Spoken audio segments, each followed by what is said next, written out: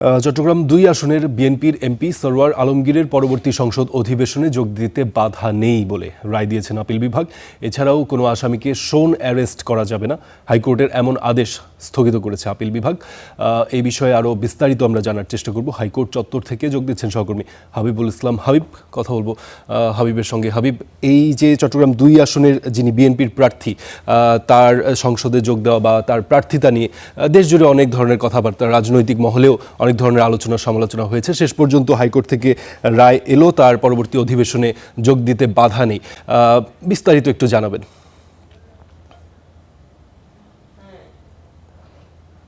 আপনাকে ধন্যবাদ। আসলে সারওয়ার আলমের সংসদ সদস্য হিসেবে শপথ হয়েছে আরও কয়েকদিন আগে।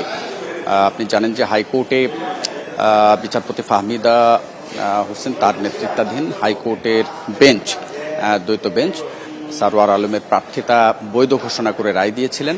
সেই রায়ের পরই কিন্তু পরদিনই আমরা দেখেছিলাম যে প্রধানমন্ত্রী তারেক রহমানের উপস্থিতিতে সারওয়ার আলমের শপথ গ্রহণ অনুষ্ঠিত হয় এবং সেই শপথ গ্রহণের পর যেহেতু ওই আদেশের রায়ের পূর্ণাঙ্গ কপি বের হয়নি, সুতরাং বের না হওয়ার কারণে মূলত এই আদেশে পরিপূর্ণভাবে কি বলা হয়েছে সেটি না জানার ফলে বা কারণে ওই আসনের যিনি জামাতের প্রার্থী ছিলেন তিনি মূলত এই আদেশটি স্থগিত চেয়ে আবেদন করেছিলেন আপিল বিভাগে এবং একই সাথে তার সংসদ সদস্য শপথ গ্রহণের সংসদ সদস্য হিসেবে তিনি যেন কোনো অধিবেশনে অংশগ্রহণ করতে না পারেন সেই বিষয়টি আবেদন করা হয় আপিল বিভাগে। সে আবেদনের পরিপ্রেক্ষিতে মূলত শুনানি হয়েছে গতকাল। আজকে যে আদেশটি দিয়েছেন আপিল বিভাগ যে তার এই আদেশটি, তার এই যে আবেদন সেটি কার্যতালিকা থেকে বাদ দিয়ে তার সংসদ অধিবেশনে অর্থাৎ সারওয়ার আলমের সংসদ অধিবেশনে অংশগ্রহণ করার কোনো বিধিনিষেধ আর নেই বলে জানিয়েছেন আপিল বিভাগ।